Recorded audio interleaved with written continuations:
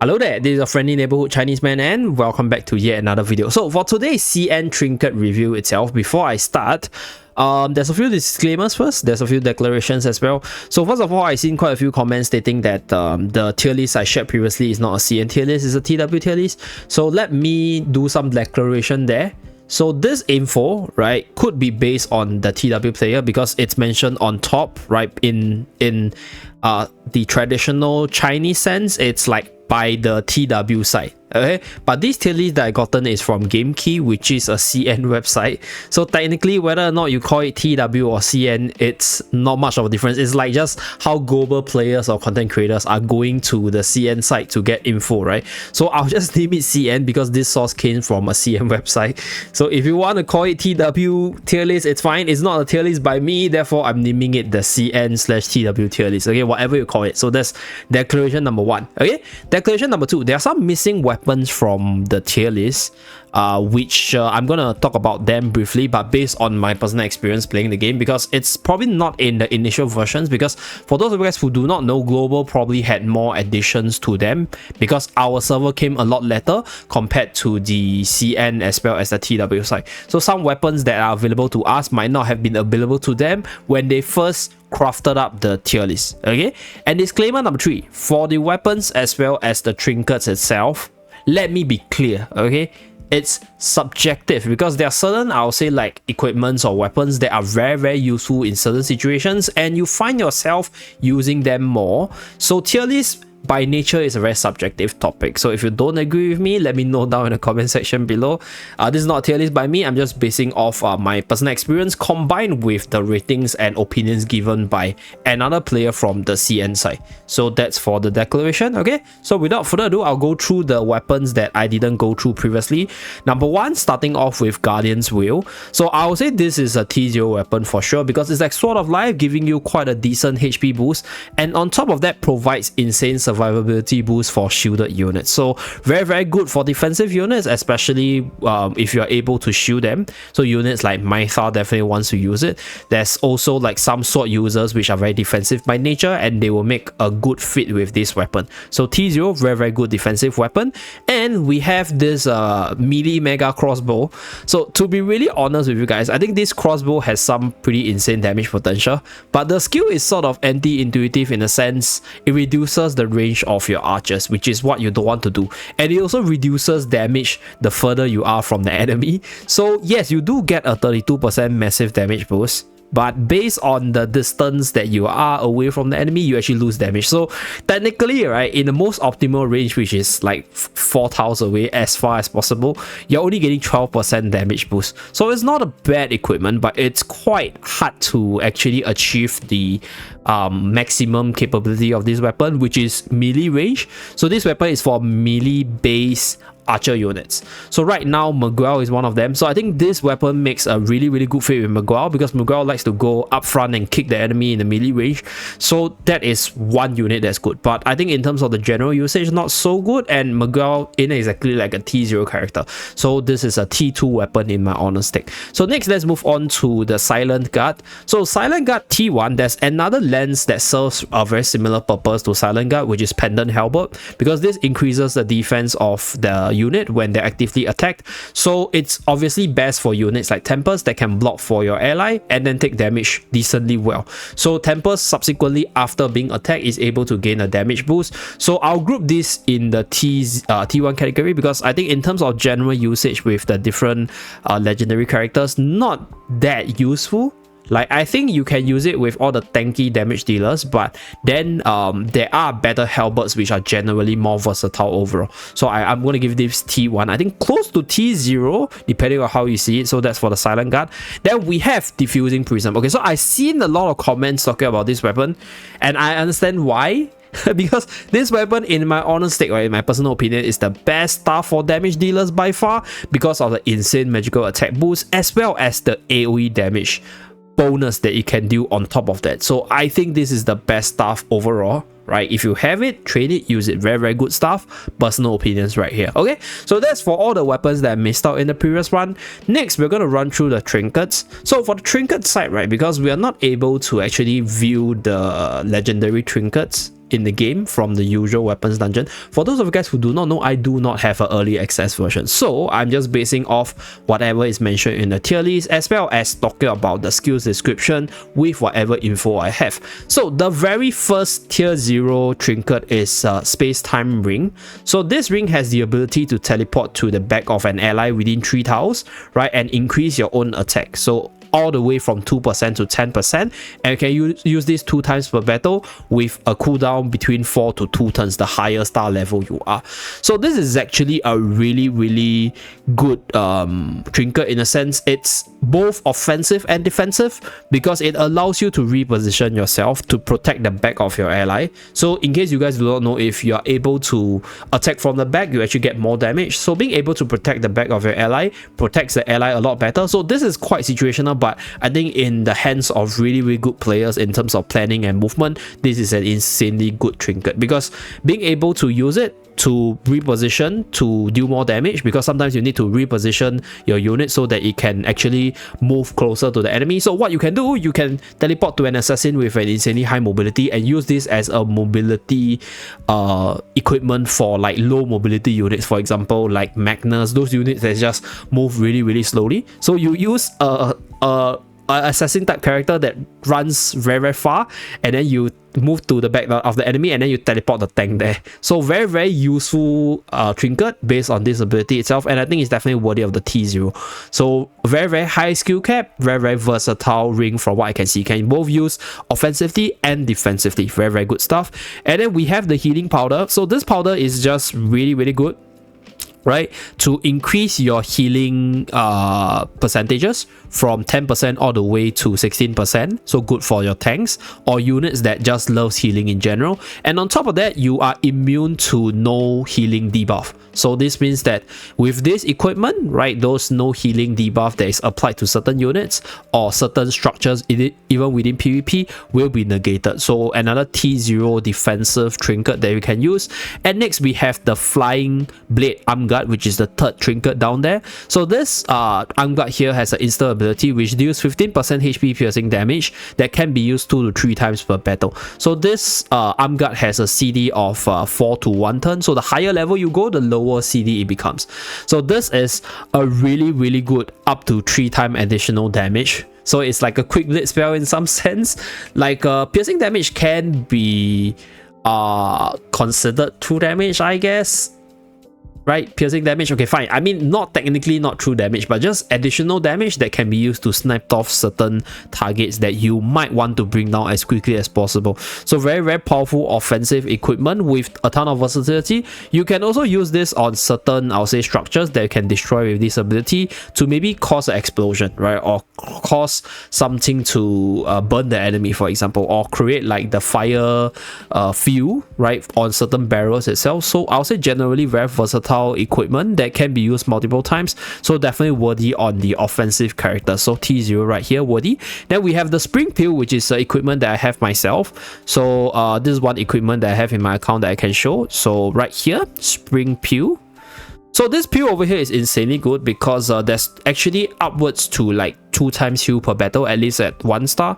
So but it has a really huge CD at 1 star, so not really that flexible at the start. But I think the ability to heal and debuff twice per battle, right, is actually pretty insane if you plan your moves ahead, and very useful for certain tower conquest stages where the fights are really drawn out. So if you go back into this tier list itself, if you are able to actually upgrade this to 5 star, I think the CD does go down because most of the equipments get lower cooldown once they get to the higher level. So being able to get a decently low CD with decent heal amount and debuff removal trinket is quite generally versatile, so all units can definitely use it, and I can see why this is a T0 trinket. Okay, so next we have the other T0 trinkets moving forward. So the very first one on this list right here, let me just scroll down and reposition this. Okay, so it's called Flaming Firestone, which also deals HP percentage based piercing damage. So this one can be used 2 times per battle with a CD from 8 turns to 3 turns. So I guess it is generally also useful for all the damage dealers or just anyone in general that just wants to do additional damage. So similar to this flying arm blade itself, it's generally versatile, right? Flying Arm Blade can be used up to 3 times. For this stone over here, you can only use up to 2 times, but you generally get a more higher percentage piercing damage because this is 20%, arm guard is 15%. So piercing damage is not true damage, but technically it is because it ignores all the defenses anyway. So pretty good damage dealing stuff here that is very, very versatile. So T0 worthy, yes. Then we have August O Notebook. Okay, so this one has an instant ability that gives one ally a level 2 buff as well as speed up. So you can use this 3 to 5 times per battle with a cooldown of 4 to 2 turns. So one of the most recommended for the supports, right, can use upwards to 5 times per battle, which I think can change the types of battle depending on what kind of level 2 buff you get in certain situation, because your level 2 buff, sometimes it's like a level 2 attack buff that's like 20% attack, I think it's 20-30% attack boost, which is quite massive for you to do a lot more damage, for example on your AoE damage dealer. So there is this RNG element, but being able to use multiple times per battle, right, as well as having like a decently low CD of 2 turns, I think is quite spammable. So very, very good defensive support type of buffing trinket that we can use at T1 based on the CN tier list. So next we have True Lenses. So True Lenses increases physical attack as well as crit rate when attacking from Highland. One of the best Highland equipments, best used for your rangers. So as you guys can see, recommended on Nono Wheel, Faker, Ballista, as well as Divine Grace. These are units that likes to stand on the high ground and then shoot their arrows from the Highland itself. So that's for the True Lenses. Then lastly, we have the Fancy Hat. So this increases magical defense when you are healthy and you gain anti-debuff or an anti-debuff buff, right? It's like a buff that prevents debuff on you. So pretty good, I think, for your defensive characters that are weak in the magical defense side. I think, for example, myself, I use Mytha a lot and I realized that Mytha is actually not that good on the defensive side of things, right? For Tempest I think is quite strong because Tempest trait is actually more of the defensive side, magical defensive side. So maybe for Tempest, you might want something that gives him more physical defense. So I think this is subjective, but I think being a very generally good anti-magic armor as well as the ability to prevent a debuff is quite decent on all the defensive characters as a whole. So T0 worthy, obviously. And then moving forward, we have the T1 trinkets. So these are the T1 trinkets. I have some of them which I can show, right? The other two, there are some that I don't have. So first of all, we have the Mystery Guardian. So for Mystery Guardian, I have the equipment here, so I'm just going to show it to you guys. Let me go to my game. So if you go into the inventory right here, okay, my gear is right here. Okay, so the very first one, Mystery Guardian. So when you attack from the front, you gain a physical defense bonus as well as the ability to negate defense attribute debuffs. So if you're able to upgrade this to level 60, right? I think I can't show the level 60 stats, unfortunately.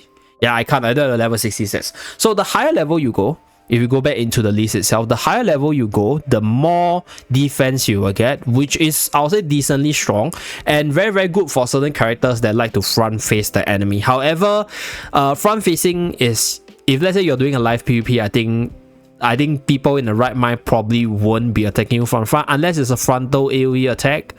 And it only boosts physical defense, so it doesn't help with the magical side, so not as well-rounded, but I think in terms of its general versatility, it should be as high as like the previous Fancy Hat, to be really honest, because the value that it provides is a lot higher, but on the physical side. And I guess in terms of this rating itself, why the author give it T1 here and T0 here is because the condition to get the magical defense, it's as long as you're healthy, right? Which is a lot easier to achieve than when you're attacked from the front. Because if I can see your equipment and I see that you have this, right, I know that you're going to get massive physical defense boost, then I can avoid you. Right? I can avoid attacking you from the front.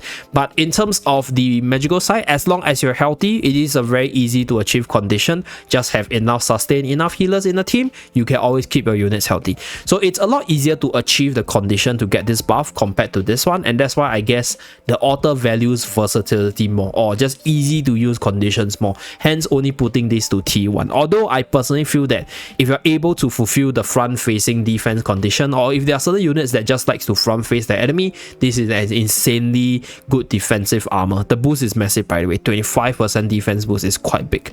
Then we have the Crystal Burst armor. So Crystal Burst armor, I have the armor over here as well in my account. So for Crystal Burst armor right here, you gain the ability to get more HP and you do more damage on your strike back. Okay, so this is the description. So based on the stat line, at 1 star, what you're gonna get is 2% HP boost, at 5 star 10%, and then for the damage increase is 10% all the way to 25%. Okay, so this is more for the defensive tanks that likes to strike back. I'll say it's relatively niche and less versatile compared to, I'll say, like the August Guardian. I mean the Mystery Guardian, as well as the Fancy Head stuff, because the strike back is not available to all units, right? So it's not like something you will get most of the time. Whereas for the Mystery Guardian, yes, you need to be attacked from the front to get the defensive boost, but the defense will be beneficial for all the units that uses it, even if it's not for attack, right? Even if it's just for a normal physical attacker, that ability is useful. But for this one, when you're not striking back, you're losing a huge chunk of the ability, which makes it, I think, less worthy. That's why in the T1 category. Then next, we have the Giant Crystal Shield, which is the 4th equipment. So I don't have this. It allows you to gain the instant ability to get a 40 to 50% HP worth of physical attack shield, which lasts for 2 turns. You can use this upwards to 2 times with a cooldown from 5 to 3 turns depending on your star level. Personally, I think, like, my thought about this is like it's a good amount of shielding, but the shield only lasts for 2 turns. So if you get like bursted down, number 1, if you get bursted down, the shield doesn't matter, right? Number 2, right, if you get avoided within the 2 turns or you don't get to utilize it on that 2 turns, then it's kind of wasted. And it's also on the physical side, so it's not that good against the magical side. I think what would have made this better, if it's instead of being a physical shield, it became like a both damage kind of shield. Then using this, no matter the situation, right, is going to be helpful, because then you can block out attacks from both sides. So generally, I think the reason why it's T1 is probably the lack of versatility, and I'll say, like, to a certain extent, the harder to fulfill like shielding condition because physical side. But I mean, I can give it T1 if it's in the hands of a good player, because 50% shield is quite massive though. Yeah, so it's subjective for this one. So, but I guess T1 on the CN side, I personally might give it T0 depending on how you use it. So next one, we have the Berserk Incense. So Berserk Incense is T1. So this gives you the Berserk Awake ability, which increases movement tower by 1 and allows you to increase damage by 10 to 20% for 2 turns. So you can use this upwards to 2 times per battle with a CD from somewhere 8 to 5 turns. So I do have this Berserk Incense right here. So the reason why it's XX in the front is because you can only use it once per battle, so it doesn't matter, right? I have a level 1, so I'm going to show you guys. Okay, so this is Berserk Incense. I'm using it on my assassin. So on level 1 or the 1-star category, you can only use it 1 time, so there's no cooldown. So you only start getting the cooldown after you have it at 3-star, which is once you're able to use it 2 times. So there's a cooldown of 5 to 3 turns. And for this ability, I think it's insanely good for all the assassins if you have a turn to actually charge up the skill. So what I like to do with this equipment is I like to reposition my assassin to be, I'll say, like very close to enemies attack range, and then use the incense and then rush to the back line with that boosted movement tower and damage boost. So very good stuff for the assassin side. In fact, I think this one could be a lot higher because it is a pretty massive boost. I personally will give this T0 because it has helped me on multiple occasions just cheese out certain like crits to finish off the enemy, and being able to increase your movement speed can also increase your survivability if you are very good at moving your units itself. So I don't agree with this T1 here. I will give this Berserk Incense T0. So the only drawback is you have to spend 1 turn to use this skill to prepare. So that is one thing which you need to consider. So you need to prepare for 1 turn, and then you can use that boost for 2 turns in the subsequent 2 turns itself. So other than that, I think this equipment is insane for the damage deal. Not just assassins in general, I think any units that can benefit from the damage boost is gonna be a good fit for this trinket itself. But obviously the best for assassins, because you can use this movement speed advantage or this tower advantage to rush to the back of the enemy, attack them from the backside, and then do massive crit damage. So that's for Berserk Incense. T1 here, personally I think is T0. Next we move on to the lower rarity ones. Okay, so these 3 lower rarity armors, right, are the ones that are upgrading towards level 60, because I think no matter what situation you are in, this 3 armors or trinkets over here, they're all really good. So coexist armor is just insanely good damage reduction when you're healthy, super easy to achieve, and 10% damage reduction means you get 10% reduction from both magical and physical damage, which is, I'll say, very versatile, very easy to fulfill condition that is generally versatile, and also easy to get to 5-star, so very easy to get a 10% boost. And then we have the disaster portal, which is an insanely good debuff, right, with a good amount of usage per battle. You can use upwards to 3 times, and being able to debuff the enemy, if you get, like, for example, defense debuff of magical defense debuff, if you're using a magical team, allows your DPS to do more damage. So generally versatile trinket as well, can be used on anyone. And then we have the spring tonic. So this is an insanely good free-to-play friendly self-healing, all the way upwards to 45% of your HP value. So I use this on my Gloria to just keep her healthy and prevent her from falling into the dying or even the unhealthy state. So that's for the 3 very good free-to-play SR equipments that you guys can definitely train up. And then we have Maverick's Code. So this is a very solo type of trinket, because if there's no allies within 4 to 3 tiles of the unit, you get an attack boost and crit rate boost. So you kind of want to use this on your assassins that like to run on their own. So personally, the author give it T2. I would actually give this T0 if it's specifically prepared for assassins that like to be on the solo. Although if you're close to your team, you get a lot more benefits. There are certain auras that are, like, for example, Lightning's crit aura that only benefits you when you're within 2 tiles. But then I think if you have like certain conditions where you need the units to run on their own, right, this is actually a decently good, okay, maybe T1, not T0. Not that versatile all the time, but the boost is so good that if you're able to use it, I think this is definitely a T0. But since it's not that, like, I'll say, like, versatile all the time, T1 for me, close to T0. So Maverick's Code, I think, still good. I don't know why it's T2 here, but the author say it's not that commonly used and not like used all around. But I think if you do have it and you have Assassin's character, for example, Crimson Falcon, right, is something that I use a lot. I'll definitely equip it to Crimson Falcon, because these units likes to run on their own, so this buff is always going to be active. But the one thing that I think might not be so good is if, let's say, you need to close in on an enemy and you're close to your ally, then you lose this buff, which makes this equipment like just a equipment that gives you stats. So that's one thing that you need to know. Okay, you need to be far away from your ally for the benefit to kick in. Although the benefit is massive, but when you're close to your ally, this equipment just becomes stats. Okay, so that's for this equipment. So I guess T1, okay, not T0, because there's this period where you don't get anything from this equipment. Next, we have the Mysterious Deflection Device. So this one reduces incoming range damage. So very good for certain maps where there's a lot of range attackers, but not good like generally, right? It doesn't work against physical attacks. So this one works against both magical and physical. So generally, I think anybody can use it, and depending on the situation, it is a decent, I'll say, like, decent equipment. But right here, the author give it T2 because this one, right, you get a 10% damage reduction from coexist that benefits both magical physical as well as both range and melee. So a more versatile equipment, right? But this is a more niche one that gives a slightly higher value. So I guess T2 is okay because it's not as versatile. It doesn't cover that much ground compared to like this epic coexist armor right here. So I guess it's fair.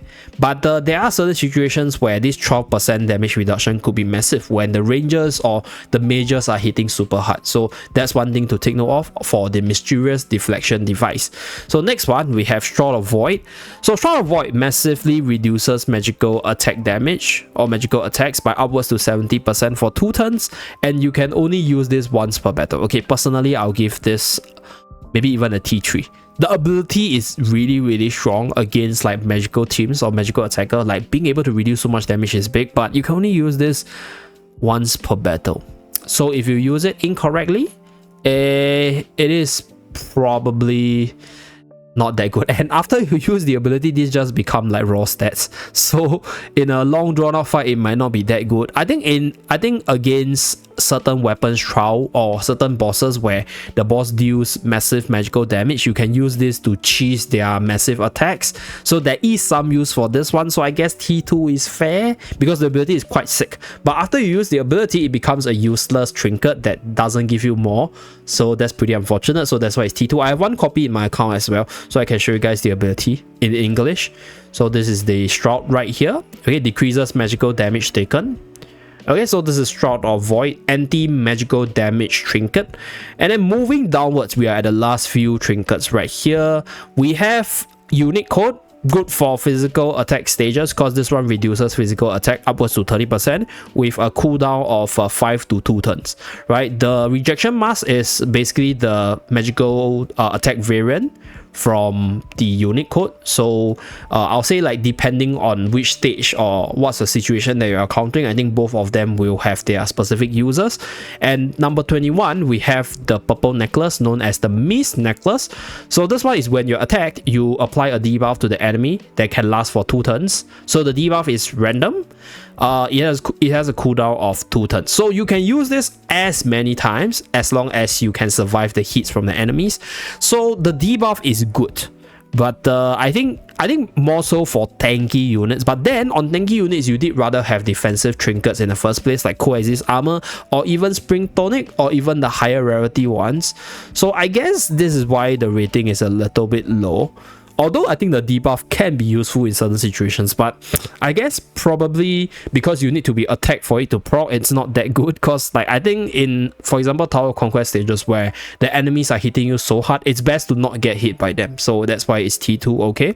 Then we have Evergreen Pendant. So this is when you're healed, you have a chance to get a level 2 buff, which lasts for 2 turns.